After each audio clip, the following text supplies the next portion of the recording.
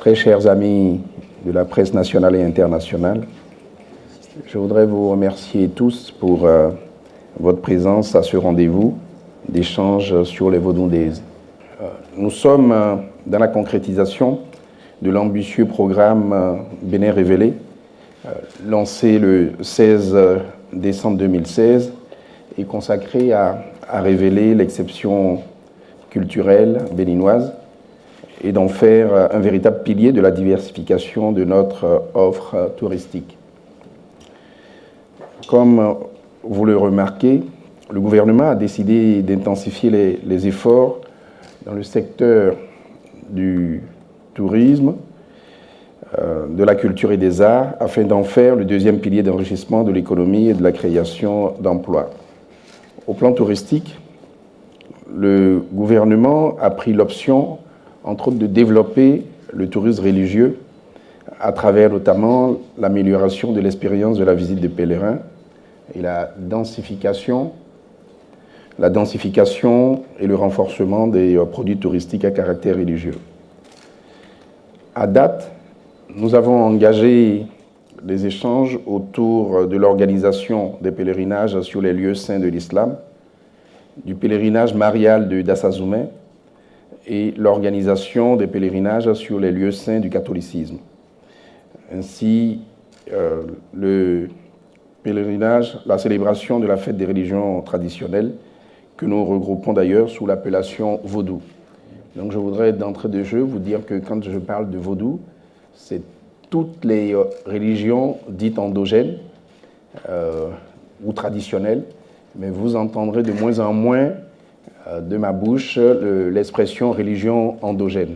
Et peut-être que j'aurai l'occasion de vous expliquer pourquoi. Donc quand on dit Vodou, on parle aussi bien d'Orisha que de toutes les autres religions ancestrales sur la terre sacrée du Bénin. Du point de vue des arts et de la culture, il faut noter que la dynamique de restauration de notre mémoire historique, la restitution des biens culturels, la réalisation des monuments, le mur du port, la fresque du port, a montré la fierté de notre peuple et de sa diaspora et sa détermination à rompre avec les clichés et les fausses perceptions associées à son identité et à son histoire. S'engager dans un élan de réappropriation culturelle, se révéler comme une terre de tolérance et de coexistence religieuse.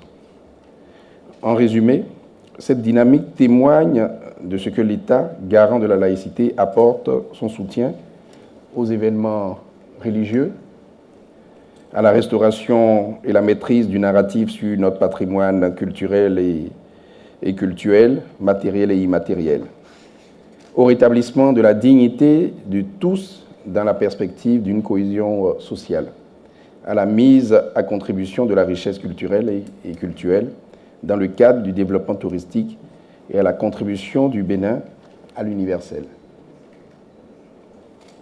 Alors, quel est le lien entre la fête des religions traditionnelles célébrée le 10 janvier? Vous savez bien, chers professionnels, que jusqu'à présent, et j'avais rappelé cela lors de mon allocution à Ouida le 10 janvier dernier, nous pensons accompagner désormais la célébration du 10 janvier par un festival des arts vaudous. Un rendez-vous qui convoquera toutes les expressions créatives autour de ce marqueur identitaire. Notre pays veut ainsi assumer pleinement sa vocation de terre de pèlerinage et berceau du vaudou pour y faire éclore le potentiel de cette culture dans ses aspects les plus inspirants. C'est ce que je disais sur la plage de Ouida en janvier 2023.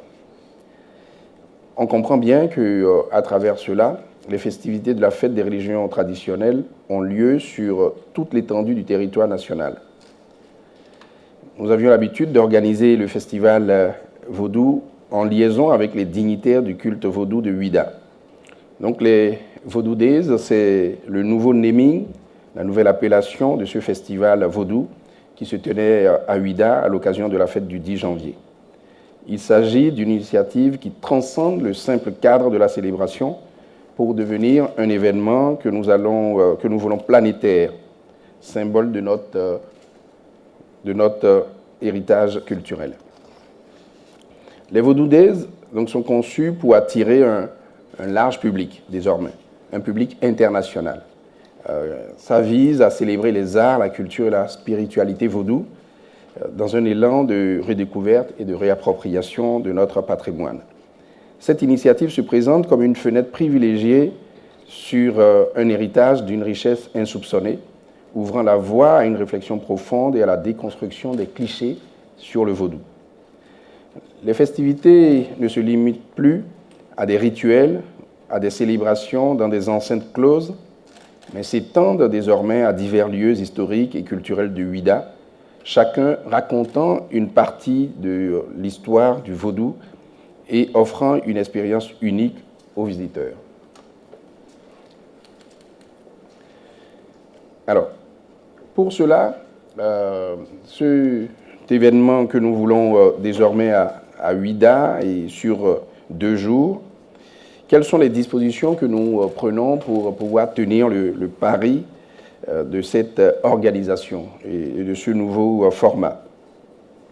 Depuis quelque temps, vous avez peut-être remarqué ou pas la pédagogie et le soin apporté à l'organisation des événements d'État. C'est la même dynamique ici. Pour tenir dans les standards, divers comités sont constitués.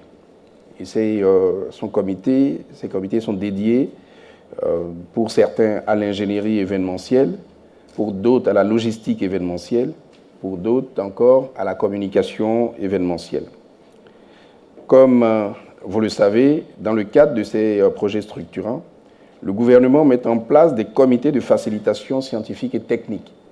Donc sur chaque sujet, nous avons en amont un travail, disons, de fond qui se fait pour que, évidemment, le rendu après puisse être le plus acceptable possible. Ici, on peut évoquer le comité des rites vaudous dont vous avez entendu parler, puisqu'il y a eu un décret qui a mis en place le comité des rites vaudous, sur lequel je suis sûr vous aurez des questions tout à l'heure à poser.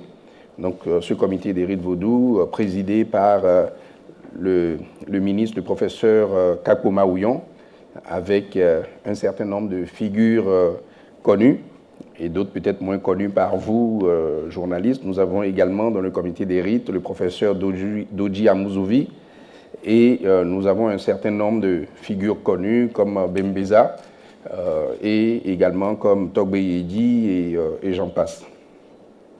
Ce comité donc a été mis en place, le comité des rites, dont le rôle est purement technique et non représentatif. Donc le comité des rites n'a pas vocation à représenter le vaudou national. Le comité des rites, c'est un groupe de sachants qui travaillent sur des sujets que nous leur avons confiés. Nous y avons des personnes, comme je l'ai dit tout à l'heure, j'en ai cité quelques-unes, des universitaires spécialisés dans les questions religieuses, des connaisseurs de la religion vaudou, des praticiens, notamment des couvents faisant partie de la phase pilote du projet Route des couvents. Nous avons, comme je l'ai dit tout à l'heure, un produit touristique que nous appelons Route des couvents. Ce produit touristique, c'est un parcours de 15 couvents ou forêts sacrées. Et nous avons déjà commencé le déploiement avec des projets pilotes, notamment le couvent Sakwata de Ouida, mais également le couvent Revioso de Soké à Djara. Donc les patrons, si je puis dire, les prêtres, les dignitaires de ces couvents sont dans le comité des rites que nous avons mis en place. Des praticiens des arts et de la culture d'inspiration vaudou, et nous y avons même des artistes connus dans ce comité pour la partie évidemment purement artistique et musicale. Vous comprenez donc que les choix sont faits pour un accompagnement technique sur des produits actuellement lancés. Vodou Days, Route des Couvents notamment. Ce groupe est appelé à s'étendre au fur et à mesure que d'autres produits seront mis en place. Il se pourrait que ce groupe également éclaire suffisamment le gouvernement pour que nous puissions aller à court et moyen terme à une organisation évidemment du monde vaudou sur le territoire national. Mais ce n'est pas le rôle de ce comité. Au sujet de la dénomination et du lieu, donc au sujet de la dénomination et du lieu, disais-je, sur la dénomination, il faut retenir deux choses, parce qu'il y a eu des questionnements sur le fait de dire, mais vaudou, on comprend, mais pourquoi Days? J'ai même entendu dire qu'on aurait pu dire vaudousan. Et peut-être également d'autres propositions. Peut-être que vous pourriez me dire toutes les propositions qu'il y a eu. Mais je voudrais bien vous dire que désormais, pour nous, il ne faut pas que ce soit un entre-soi. Nous avons dit que nous voulions mettre en tourisme notre pays, le Bénin. Nous avons dit également que nous avions, entre autres, comme axe de développement, le tourisme religieux.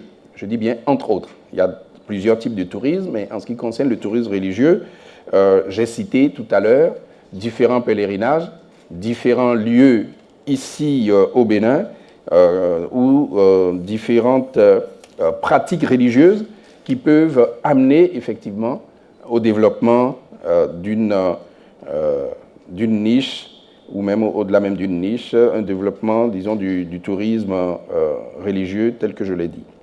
Donc, dans le cadre des travaux du Musée international du vaudou, nous avons pu évaluer combien la pratique du vaudou s'est répandue en dehors du Bénin et de la sous-région. Le vaudou aujourd'hui, c'est également tenir compte de la diaspora historique. Le Brésil, Cuba, Haïti, Trinidad, et j'en passe. Les États-Unis d'Amérique, les Caraïbes, l'Europe, l'Asie, l'Afrique centrale. Partout, on parle désormais du vaudou. Partout, nous avons des communautés qui ont hérité de ce patrimoine immatériel. Et partout, nous avons, au-delà de la culture, nous avons des praticiens, des fidèles du vaudou dans toutes ces régions que je viens de citer. Et donc, nous nous adressons à des Béninois, nous nous adressons à des Béninois de Ouida, de Cotonou, de Bembereke, nous nous adressons à des Béninois de Krikame, nous nous adressons également à des Africains du Togo, du Ghana, du Nigeria, du Zimbabwe, et nous nous adressons au monde. Donc la réflexion a été de voir comment allier le désir d'ouvrir nos portes au monde, invitant chacun à découvrir la complexité et la beauté de cette tradition, et celui de marquer l'authenticité de notre statut de berceau de ce patrimoine. C'est dans ce cadre donc que nous avons retenu l'authenticité par l'écriture vaudou et l'ouverture avec le terme Days, où nous ouvrons à d'autres cultures, nous nous ouvrons à l'universel, étant entendu qu'aujourd'hui, l'anglais est la langue universelle par excellence. Initialement, vous vous souvenez, la fête du 10 janvier a été rotatoire. J'ai eu la chance, dans une autre vie, d'avoir occupé ce même portefeuille et j'ai présidé la fête du 10 janvier dans plusieurs communes. Et d'avance, on annonçait d'une année à l'autre la commune qui allait héberger la fête officielle du vaudou. Depuis quelques années maintenant, nous avons institutionnalisé cette fête à Ouida. Et donc, le fait que les Vaudou Days s'organisent à Ouida, ce n'est que la suite de ce qui avait déjà été acté dans les faits. Alors, pourquoi Ouida? Parce que je sais que beaucoup se sont étonnés de ça également, et plusieurs communes, plusieurs villes ont souhaité revendiquer le titre de capitale du vaudou. Bon, on n'a pas lancé ce concours-là. Hein. Peut-être qu'un jour, on va lancer ce concours, mais on n'a pas lancé le concours. Mais je comprends, je ne vais pas citer des villes ici, mais il y a plusieurs villes qui auraient pu effectivement se dire, mais on peut être capitale du vaudou. Et j'en connais, allez, si on doit en citer, au moins une bonne dizaine, où on peut effectivement argumenter. Mais nous avons choisi Ouidah pour plusieurs raisons. Nous avons d'abord choisi Ouidah parce que Ouidah est connue pour son statut de ville symbole, ville de réhabilitation de la mémoire des afrodescendants et un instrument de promotion de la destination Bénin. Moi, je me situe dans un cadre de développement touristique. Donc, comment je fais pour pouvoir avoir, allez, pour être un peu trivial, des têtes de gondole, des produits d'appel. Quand demain, je vais vouloir vendre le Bénin, je vais vendre des labels. Et l'un des labels que je voudrais vendre, c'est Ouidah. Donc, aujourd'hui, des gens vendent, je ne compare pas, des gens vendent Gorée, des gens vont vendre Venise, des gens vont vendre, je ne sais pas moi, vous avez chacun de vous des exemples. Même quand on vend la France, on ne vend pas forcément la France. On peut vendre Paris, on peut vendre les châteaux. Donc, qu'est-ce que je vais vendre au Bénin pour effectivement être un label, un produit d'appel? Je suis en train de développer le label Ouidah. Et dans Ouidah, je vais avoir, c'est vrai, la mémoire. Ça, c'est important parce que Ouidah a été la porte par laquelle le Bénin, de façon heureuse ou malheureuse, a effectivement essaimé. Et ça a été la porte également par laquelle le vaudou a été exporté, principalement à travers, hélas, ce commerce, à travers les vestiges et la mémoire de la traite négrière. Donc, par le biais de l'esclavage, le vaudou s'est répandu dans le monde au travers de nombreux cultes, et c'est ainsi qu'aujourd'hui nous avons le candomblé brésilien et la santeria cubaine, et j'en passe. Donc, Ouidah a été une porte de diffusion de cela, et Ouidah a été également un lieu où, du coup, tous ces captifs sont venus avec leur vaudou. Et c'est pour ça qu'aujourd'hui, à Ouidah, vous avez pratiquement tous les vaudous, parce que les différents captifs sont venus là, et étant donné qu'ils étaient des captifs, vous pensez bien que, justement, ils en appelaient encore plus à leur spiritualité, à leur Dieu, pour pouvoir les délivrer, les sauver. Et pendant tout ce tragique voyage, et également, c'est comme ça que ça a semé, évidemment, à travers le monde, tel que je l'ai dit tout à l'heure. Donc cet événement vient à Ouidah pour décupler le potentiel touristique de Ouidah et le rayonnement de la destination Bénin. Donc c'est un choix, on va dire, technique, d'ailleurs plus que politique, mais on peut dire politique également, de mettre à Ouidah le cœur battant pour la destination, de mettre le cœur battant du vaudou. Nous avons décidé, et nous y travaillons, de faire de Ouidah une cité-musée. Donc Ouidah, désormais, le label, ça va être la cité-musée de Ouidah. Donc quand vous venez dans cette cité-musée, vous avez effectivement plusieurs composantes qui ne se contredisent pas, au contraire, qui se nourrissent, où l'un a induit l'autre. Je vais en venir au contenu des festivités, si vous voulez bien. Le contenu des festivités, des aménagements spécifiques sont engagés pour créer un événement immersif d'envergure. Un parcours dans la cité-musée de Ouidah offrira une déambulation autour de 4 places réaménagées. La place Marot, pour ceux qui connaissent Ouidah, l'esplanade du Fort Français, la place du Temple des Pitons et la forêt sacrée de Passé. Un couvent également éphémère dédié à Vodou Mami sera installé face à la mer. Une scène sur la plage accueillera les artistes béninois et internationaux pour des concerts. Le village des Vaudoudés proposera des animations et la vente de produits d'artisanat.